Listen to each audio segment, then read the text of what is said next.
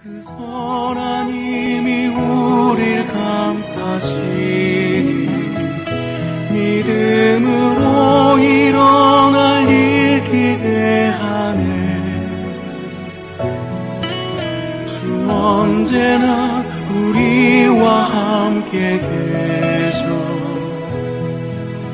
하루 또 하루가 늘 새로워. 주께서 밝히신 작은 촛불이 어둠을 헤치고 타오르네. 그 빛에 우리 모두 하나 되어 온 누리에 비추게 하소서. 이 고요함이 깊이 번져갈 때 저 가슴 벅찬 노래 들리네. 다시 하나가 되게 이끄소서. 당신의 빛이 빛나는 이 밤 그 선한 힘이 우릴 감싸시니 믿음으로 일어날 일 기대하네.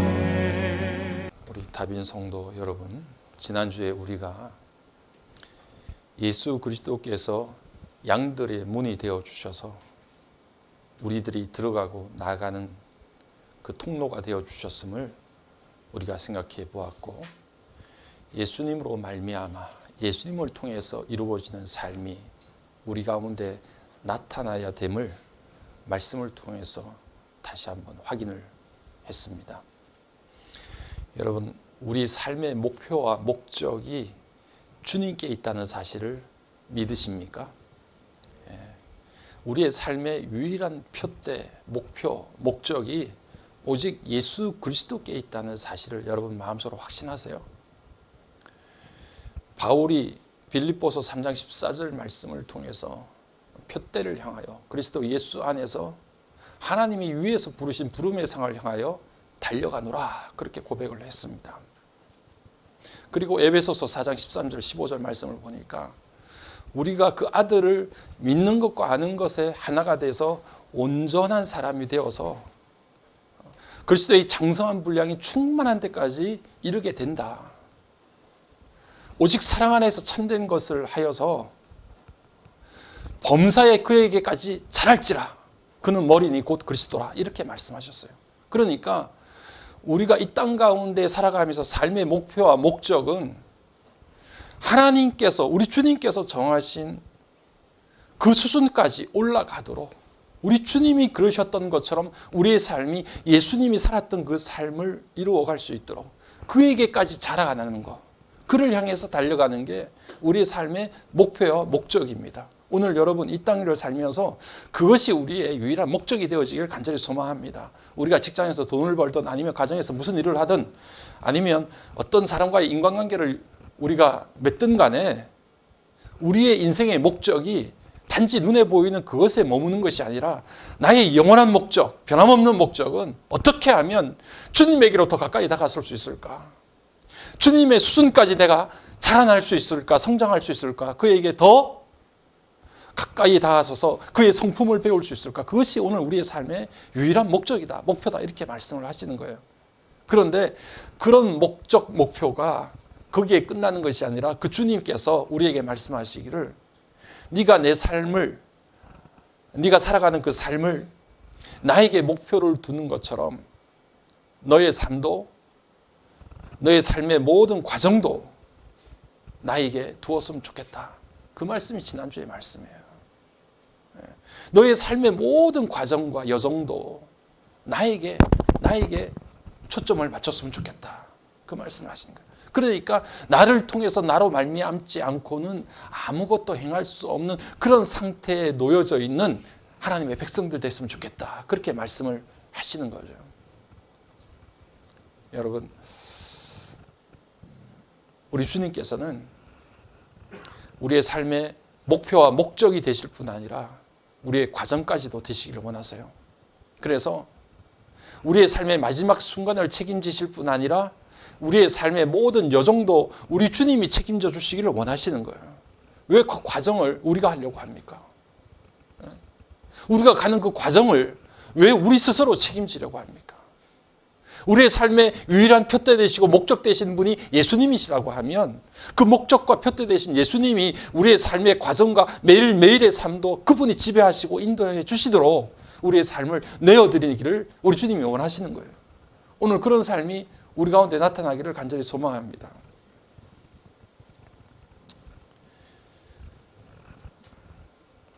이스라엘 백성들이요, 이렇게 그들이 신앙생활하는 모습들을 이렇게 보게 되면 이스라엘의 첫 번째 왕 사울을 여러분 아실 거예요. 사울이 하나님으로부터 버림을 받습니다. 책망을 받아요. 그리고 그 뒤를 이어서 다윗이 왕위에 올라가는 그 장면들을 역대상 13장, 14장을 이렇게 유심히 쳐다보게 되면 하나님께서 왜 사울을 패하시고 그를 죽게 만드시는가 하는 이유를 분명하게 기록하고 있는데 그 열거되는 제목들이 뭐냐 하면 사울이 하나님 앞에 불순종했다는 거예요. 순종하지 않았다. 그런데 그 순종하지 않았다는 대목에서 끝나는 것이 아니라 사울에 대해서 하나님이 평가하시기를 무엇이라고 평가를 하느냐 하면 그가 나에게 묻지 않았다. 그렇게 이야기해요. 사울이 죽임을 당하고 왕에서 폐위당하는, 하나님으로부터 버림을 당하는 가장 큰 이유 중에 하나가 뭐냐 하면 사울은 하나님께 묻지 않았다는 거예요. 하나님 이거 어떻게 하면 좋을까요? 어떻게 하면 되겠습니까? 하나님이 원하시는 방법이 뭡니까? 이렇게 물어야 되는데 묻지 않은 게 사울에게 있어서 치명적인 잘못이 되었습니다. 하나님 앞에 묻는 것은 무엇입니까? 기도하는 거예요.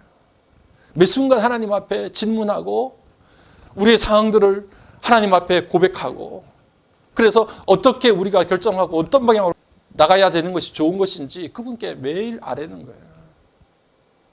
말씀을 통해서 깨닫고 기도로 하나님 앞에 구하고, 그래서 하나님 앞에 늘 질문하고 묻고 하나님을 의지하는 삶, 그것이 바로 우리의 삶의 과정을 하나님 앞에 주님께 맡기는 거예요. 근데 그런 삶을 살지 않으면 점점 우리의 삶이 깊은 수렁에 빠지게 되어 있어요. 여러분, 기도 등한히 하고 말씀에 가까이 다가서지 않는 삶, 그것이 점점점 장기화되고 깊어지면 삶이 침체되고 신앙인의 삶이 깊은 수렁에 나락에 빠지게 되어 있습니다. 사울과 같은 삶이에요. 그런데 그와 반대로 다윗은 어떤 삶이냐 하면, 다윗을 보시면 언제라도 하나님 앞에 질문하고 묻습니다. 13장, 14장 역대상을 쭉 읽어보면 전쟁을 할 때에도 하나님, 우리가 가야 되겠습니까? 전쟁을 해야 되겠습니까? 어떻게 해야 되겠습니까? 하나님 앞에 질문하던 사람이 다윗이에요. 다윗과 사울의 인생의 차이는 바로 하나님 앞에 묻느냐 묻지 않느냐에 달려있는 거예요. 묻는다는 것은 내 삶의 과정을 하나님 앞에 맡기겠다는 거예요. 내가 어떤 과정을 밟아서 어떤 통로로 어떤 여정을 통해서 하나님께로 가야 될지, 우리의 인생이 어떻게 움직여야 될지에 대한 모든 부분들을 하나님을 의지하고 하나님께 맡기겠다는 건데, 여러분, 우리 인생의 목적이 하나님께 영광 돌리는 것이라고 목적은 이야기하지만 과정을 주님 앞에 맡기지 않아요. 하나님 앞에 맡기지 않는다고요. 우리의 목적이 하나님 앞에 있다고 하면, 주님께 있다고 하면 그 과정도 주님 앞에 맡겨야죠. 그분의 인도하심을 받기 위해서 우리가 그렇게 주님 앞에 나가야 되는 거, 예수로 말미암고 예수를 통하여의 삶이 우리의 삶의 전 과정을 통해서 이루어져야 되는 거. 그래서 여러분, 우리가 신앙생활을 점점 더 깊이 행하게 되고 깨닫게 되면 다른 것보다도, 결과보다도 과정에 더 집중하게 되어 있어요. 우리의 의도가 어디에 있느냐, 우리가 어떤 것을 행하려고 하는 과정이, 동기가 뭐냐, 여기에 더 집중하게 되어 있어요. 세상 사람들과 믿음이 연약할 때는 자꾸 결과에 모든 초점을 맞춰요. 와, 하나님이 나한테 이만큼 주셨다. 내가 이렇게 했더니 부자가 됐다. 이렇게 했더니 놀라운 일이 생겼다. 여기에 다 초점을 맞춰요. 그런데 우리가 그 단계를 넘어서서 믿음의 성숙의 단계에 들어가면 어떤 우리에게 일어난 결과보다도 우리가 가지고 있는 동기와 의도가 어떤 것인지, 과정이 어떻게 됐는지에 더 깊은 관심을 갖게 됩니다. 여러분, 이거 하나 꼭 믿으셔야 돼요. 우리의 과정이, 우리의 동기와 의도가 정말 하나님께 합당하고 그 과정이 주님 앞에 기도하면서 결정된 것이라고 하면 여러분 걱정하실 필요 없어요. 그렇게 되면 하나님께서 반드시 그 결과에 책임지지 않겠어요? 그걸 믿으셔야 돼요. 내 과정과 의도와 내 숨은 뜻이 하나님 앞에 부끄러움이 없고 주님 앞에 기도하면서 결정된 내용이라고 하면 그 결과도 주님께서 반드시 책임지시고 인도해 주실 거다. 그걸 확신하셔야 돼요. 여러분 믿으시기 바랍니다. 그거 확신하세요. 우리가 정말 기도하며 간구하면서 결정했던 것들은 반드시 하나님께서 어떤 모양이로든지 하나님이 책임져 주셔요. 결과를 하나님 앞에 맡기세요. 오늘 우리가 지난주와 이번 주 걸쳐서 요한복음 10장의 말씀을 우리가 함께 생각을 하고 있는데, 요한복음 10장에서 예수님께서 선한 목자가 되어주신다는 이 말씀을 하게 된 동기가 있습니다. 그 동기는 무엇이냐면 9장서부터 이 10장의 내용이 쭉 이렇게 연결이 돼서 우리들에게 지금 전해지고 있는데, 9장의 내용은 뭐냐 하면 날 때부터 소경이었던 자가 예수님을 만나서 눈을 뜨게 된 사건이 9장에 기록되어 있어요. 우리가 잘 아는 실로암 연못에 가서 눈을 씻었더니 눈이 밝아져 가지고 세상 태어나면서 한 번도 보지 못했는데 그 앞을 다 보게 된 거예요. 얼마나 놀라운 일입니까? 이 사람이 어린 사람도 아니고 장성한 사람이라고 9장을 보니까 표현이 되어 있는데, 그러니까 20인지 30인지 30살인지 40이든지 뭐 그렇게 장성한 사람이에요. 그동안에 한 번도 세상을 보지 못한 사람이에요. 태어나면서부터 앞이 캄캄했던 사람이에요. 그런데 예수님께서 그 눈을 뜨게 해주셔서 세상을 밝게 보게 해주셨으니까 얼마나 놀라운 역사가 그 가운데 나타난 것입니까? 천지개벽이 일어난 거죠.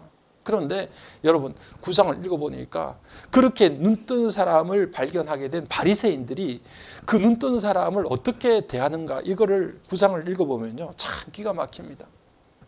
얼마나 바리새인이 이 태어나면서 장님이었던 이 사람이 눈뜬 사건에 대해서 냉소적인지, 마치 일어나지 말아야 될 일이 일어난 것처럼 언짢은 마음으로 수사관이 조사를 하듯이 꼬치꼬치 캐묻고 그렇게 신문을 하는 내용들이 9장에 기록되어 있어요. 그 당사자뿐 아니라 부모를 불러다가 다시 확인을 해요. 얘가 태어나면서부터 앞을 못 보던 것이 사실이냐 거짓말이냐 뭐 어쩌고, 부모들까지도 다 그렇게 신문을 하는 내용이 기록되어 있어요. 여러분 어떻습니까? 우리가 태어나면서부터 한 번도 앞을 보지 못한 사람이 예수님을 통해서 만약에 앞을 보게 됐다고 하면 이 얼마나 놀랍고 기쁜 일이에요. 축하해야 될 일이고, 정말 주님이 메시아가 맞구나, 하나님의 아들이심이 맞구나, 그분이 정말 치유의 권능을 가지고 계신 우리를 구원해 주실 구세주가 맞구나, 그렇게 하면서 주님 앞에 찬송과 영광을 돌려드려야 될 것이 마땅한 것 같은데 사람들은 그러지 않았어요.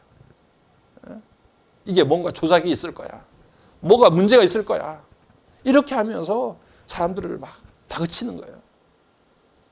그랬더니 주님께서 그 모습을 다 보시는 거 아니에요. 다 보셨어요. 그러면서 10장에서 선한 목자 이야기를 하시는데, 우리가 지난주에서부터 읽었던 내용이 뭡니까?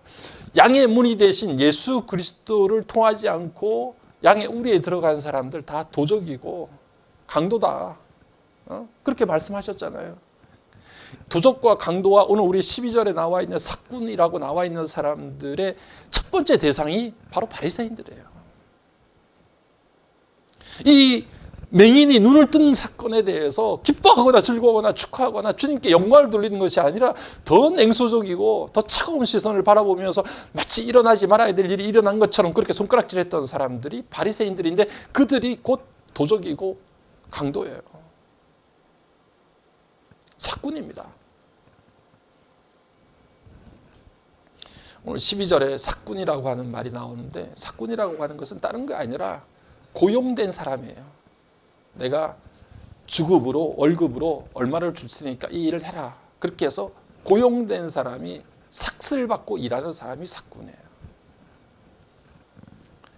그런데 이 사꾼의 특징을 12절이 잘 이야기를 해주고 있는데, 어떤 내용이냐 하니까 사꾼은 이리가 와서 양을 물어가도 거기에 대해서 아무런 반응을 보이지 않습니다.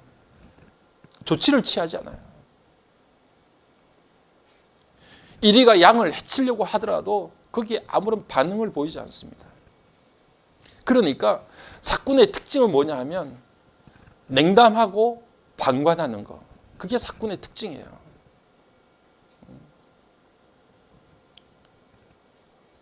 왜냐하면 내가 받을 것을 받으면 되니까. 내가 월급 받으면 되고 내게 주어진 것들을 누리면 되는 것. 그 어떤 위험도 감수하지 않습니다. 그냥 내버려 두는 거예요. 그게 사꾼의 특징이에요. 그런데 예수님께서는 그런 사꾼이 아니라 우리가 읽었던 11절 첫머리의 말씀이 나는 선한 목자라. 나는 내 양을 위해서 목숨을 버린다. 그렇게 말씀을 하셨거든요. 목숨을 버린다라는 말을 한 번에 끝나는 게 아니라 오늘 우리가 읽었던 설교 본문의 내용만 읽어봐도 서너 차례 계속해서 반복하십니다. 나는 내 양을 위해서 목숨을 버린다라는 말을 계속해서 반복해서 이야기하세요.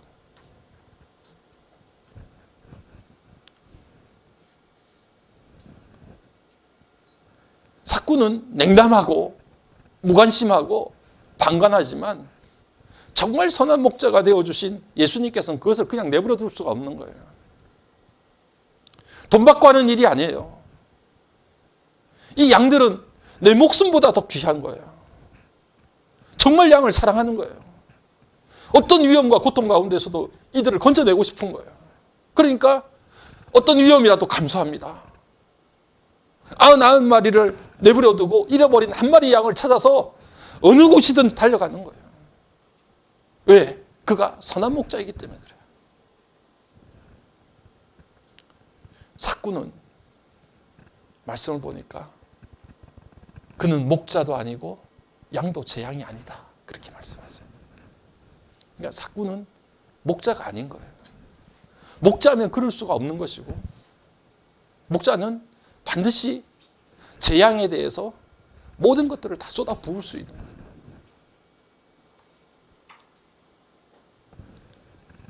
우리 주님이 선한 목자가 되어주시는데 말씀드린 바와 같이 나는 양을 위해서 목숨을 버린다. 내 목숨도 내 생명도 내려놓는다. 이렇게 말씀을 하시잖아요. 그리고 실제로 우리들에게 그렇게 해주셨죠. 해주셨어요. 선한 목자가 누구냐? 여러분, 선한 목자가 누구냐? 자기의 가장 귀한 것을 양들을 위해서 버릴 수 있어야 선한 목자예요. 안 버리면 선한 목자 아니죠. 우리가 주님 생각하면 가끔 가다가 가슴이 뭉클하고 눈물이 막 활칵 쏟아지고 하는 이유가 뭐예요? 주님이 나를 위해서 그 귀한 생명을, 주님이 그 값진 고난을 나를 위해서 다 당하시고 나를 위해서 모든 것들을 다 쏟아 부어주신 그 사건, 그것을 생각하면 세상 가운데 무덤덤하게 무디게 살다가도 어느 순간인가 그 은혜가 탁 가슴에 부딪히게 되면 그냥 가슴이 뭉클하고 눈물이 쏙 빠지게 되잖아요. 어제 보니까 이어령 교수가 하나님의 부르심을 받았더라고요. 전에 제가 한번 말씀을 드렸는데 마지막까지 항암치료 거부하고 그냥 글 쓰다가 하나님의 부르심 받겠다고 해서 항암치료 받지 않고 그냥 글 쓰면서 그렇게 버티다가 하나님의 부르심을 받았어요. 그런데 이분이 대단한 분이잖아요. 사실은 서울대 인문학과 나와가지고 문화부 장관, 초대 문화부 장관까지 했으니까 그러니까 굉장히 사회적으로 성공하신 분인데 이분이 얼마나 교만했던지 자기가 그런 이야기를 하더라고요. 어느 강의하는 것을 제가 들어보니까 자기는 30을 넘기지 못할 줄 알았대요. 30 전에 죽을 거다 나는. 이렇게 이어령 교수가 생각을 했다는 거예요. 그래서 왜 그렇게 생각을 했느냐. 그 이유가 뭐냐 하니까 자기가 천재이기 때문에. 천재들은 다 일찍 죽더라는 거예요. 그러니까 내가 천재니까 나는 30을 넘기지 못하고 예수님처럼 죽을 거야. 대부분 유명했던 막 석학들 막 이런 사람들이 다 요절하시는 분들이 많잖아요. 그것처럼 자기는 너무 뛰어나서 오래 살지 못할 거라고 하는 이야기를 하는 거예요. 얼마나 웃긴 사람이에요. 자기가 자기를 그렇게 막 천재처럼 생각을 했다. 그만큼 자기가 굉장히 막 자기에 대한 어떤 그 자신감이 막 뛰어났던 사람이에요. 그런데 어떻습니까?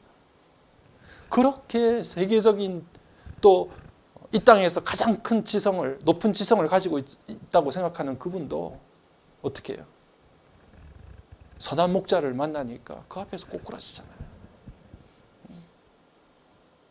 내 지성이 그렇게 뛰어나고 나는 많은 것을 알고 나는 천재성을 가진 사람이라고 그렇게 의시되는 사람도 주님의 십자가 만나니까 우리를 위해서 내 귀한 목숨도 너희를 위해서 내놓는다, 내려놓는다, 버린다 이런 주님의 모습을 발견하고 만나니까 그 앞에 자신의 모든 것들을 다 내려놓잖아요. 선한 목자 되신 예수 그리스도를 통해서만이 오늘 우리의 참된 삶의 양식이 무엇인지, 내가 어디를 향해서 가야 될지, 내가 무엇을 하며 살아야 될지를 깨닫게 돼요. 그게 선한 목자예요. 사꾼을 만나면 늘 고통과 고난밖에 없어요. 그것이 당장은 나한테 뭘 잘해주는 것 같지만 위험한 상황이 일어나게 되면요, 나를 다 버리고 도망갈 것들이에요. 여러분 그러잖아요. 이효령 교수도 그러더라고요. 자기에게 인생에 징크스가 있는데 그건 뭐냐면 내가 정말 잘해줬던 사람들이 다 나를 배신하고 도망가더라. 그래서 나는 친구가 없다. 아무도 내 곁에 정말 절친하게 같이 있는 사람이 없다. 나는 실패한 인생이다. 이렇게 이야기하더라고요. 그 예수 만나기 전의 모습이에요. 여러분 세상은 나한테 뭘 잘해주는 것 같고요. 막 뭐 죽을 때까지 함께 있을 것 같지만 어느 순간인가 이익 문제가 생기면 다 자기를 버리고 도망가요. 이게 사꾼이에요, 여러분. 그런데 어때요? 선한 목자가 되신 예수님은 어떤 상황이 있어도 이리의 입에서도 우리를 끄집어내시는 분이에요. 끝까지 추적하시고 끝까지 찾아오세요.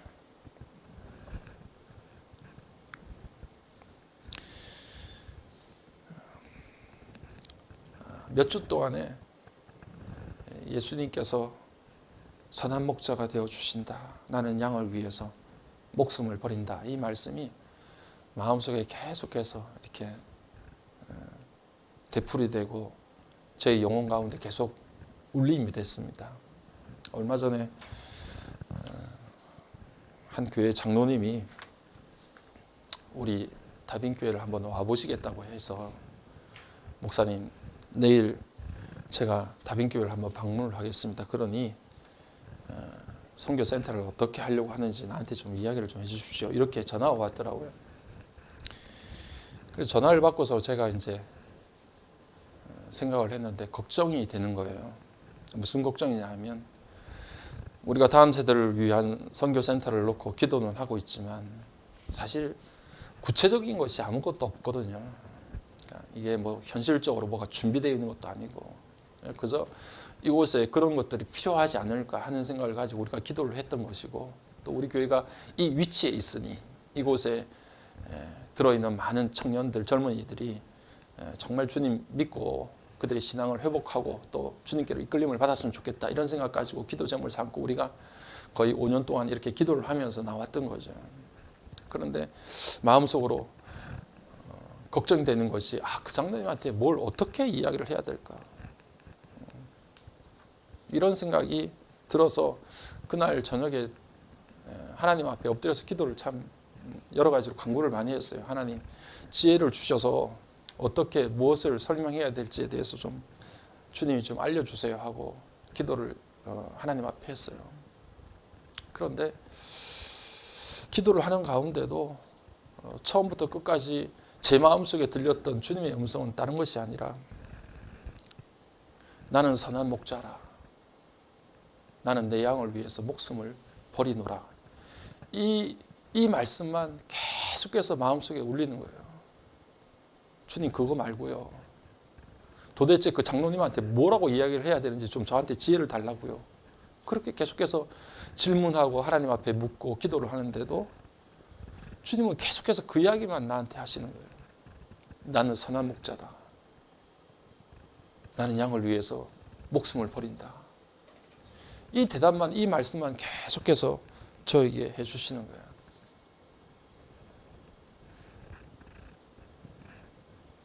그 말씀을 생각하면서 계속해서 기도를 하는데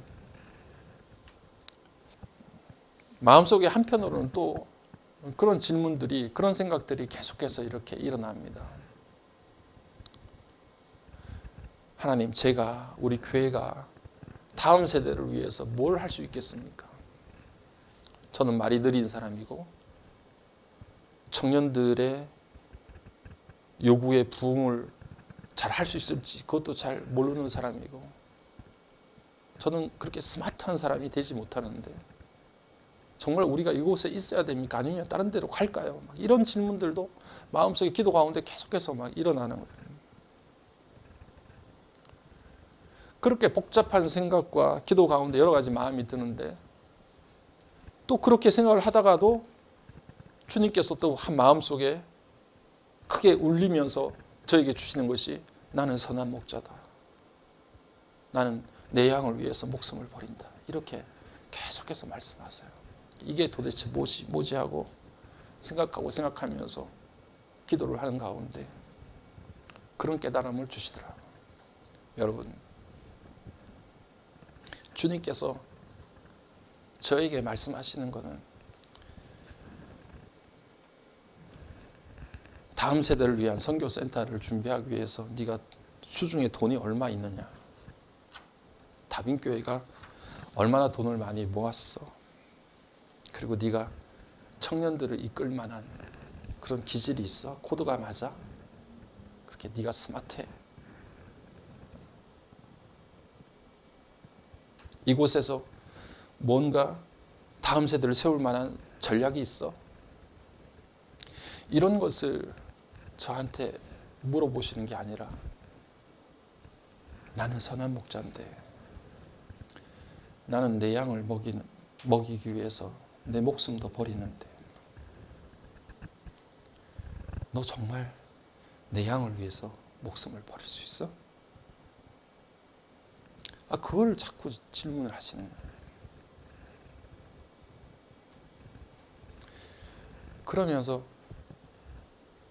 요한복음에서 예수님께서 베드로를 향해서 21장에 말씀하시잖아요. 배반한 베드로를 향해서 부활 후에 아침에 나타나셔서 그들을 위해서 아침상을 마련하시잖아요. 숯불을 피우고. 그리고 여러분 잘 알다시피 베드로를 향해서 뭐라고 예수님께서 질문하세요? 야, 너 나 사랑해? 정말 너 사랑하니? 정말 나 사랑해? 라는 질문을 3번씩 반복해서 베드로에게 질문하시잖아요. 그 질문과 오늘 예수님께서 10장에서 나는 선한 목자야, 나는 내 양을 위해서 목숨을 버린다, 이 말씀이 같이 중첩되면서 제 마음속에 그 음성이 들리기 시작했어요. 그건 뭐냐면 너 나 사랑해, 나는 내 양을 위해서 목숨을 버리는데 너 나 사랑해? 다시 말하면 나는 양을 위해서 목숨을 버리는 선한 목자인데 네가 정말 나를 사랑한다고 하면 너도 양을 위해서 목숨을 버릴 수 있어? 그것을 베드로에게 질문하세요. 주님 사랑해요. 그 내가 사랑하는 주님은 다른 주님이 아니라 선한 목자가 되신 주님 사랑해요. 주님 사랑합니다.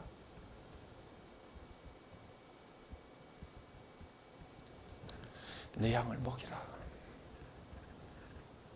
주님 그거를 확인하시는 거예요. 너 정말 나를 따라오는 양이 맞다고 하면, 너 정말 선한 목자가 된 나를 쫓아오는, 그것을 삶의 목적으로 두고 삶의 과정을 그렇게 나를 통해서 나로 말미암아 살기를 원하는 사람이라고 하면, 내가 행했던 그 모든 일들에 관해서 정말 양들을 위해서 목숨을 버릴 만한 그런 선한 목자의 모습을 간직하며 갈 수 있겠어? 그러니까 주님이 확인하고 싶은 것은 딱 그거 한 가지밖에 없어요. 다른 것이 없더라고요. 기도 가운데 주님과 함께 많은 이야기를 제 속에서 나누었어요. 주님, 제가 부족하고 연약하고 약한데 제가 정말 할 수 있는 것 중에 하나는 다른 것이 아니라 죽는 신용이라도 할 수 있는, 그게 제 삶의 목표예요. 주님, 저는 사쿠는 아니었던 것 같은데요. 이런 마음이 막 속에서, 그러면서 막 마음이 또 한순간에 막 복받쳐 오르더라고요. 눈물도 흐르고. 주님, 저는 사쿠는 아니었습니다. 그러니까 주님께서 마치 그 사실을 아신다고 하는 것처럼 저의 마음을 한편으로도 위로도 해주시더라고요.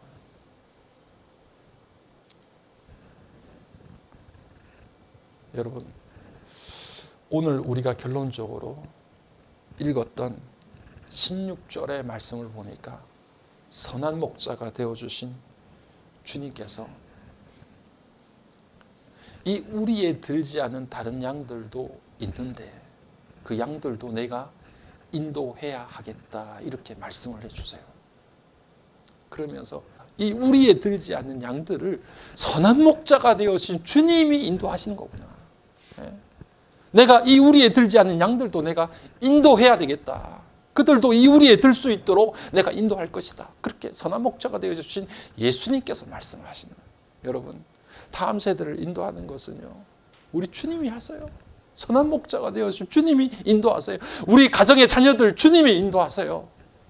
우리가 기도하고 가슴에 품고 기도하는 영혼들 선한 목자가 되어주신, 우리는 목숨 못 버립니다. 어떤 부모가 그랬다 그러죠. 자식이 어느 날 이렇게 물어보더라는 거 아니에요. 내가 좀 전에 들었는데, 엄마, 내가 만약에 죽게 되면, 죽을 순간이 이렇게 되게 되면 나 대신 죽을 수 있어? 이렇게 묻더래요. 굉장히 난처한 질문 아니에요, 사실은. 지금으로서는 믿을 수다, 이렇게 이야기했대요. 그때 가면 어떻게 될지 모르지만 자신 있게 대답은 못하겠다. 그게 솔직한 대답 아니에요, 여러분. 아무리 내 품에서 난 자식이라 하더라도 내가 죽음을 대신해서 그렇게 한다는 게 자신이 사실 없잖아요. 그 순간에 맞닥뜨려지면 어떻게 될지 모르지만 우리는 연약하고 약하잖아요. 그런데 선한 목자가 되어주신 예수님께서는 우리 자식들을 위해서도 대신 목숨을 내어주신 분이에요. 그분께서 내가 양들을, 이 우리에 들지 않는 양들도 내가 인도해야 되겠다 말씀하세요. 주님, 다음 세대는 주님이 인도하세요. 주님이 인도해 주실 줄로 믿어요. 단지 그 주님이 우리들에게 확인하는 건 뭡니까? 내가 선한 목자인데 나는 양들을 위해서 목숨을 버리는데 너 정말 나 사랑해?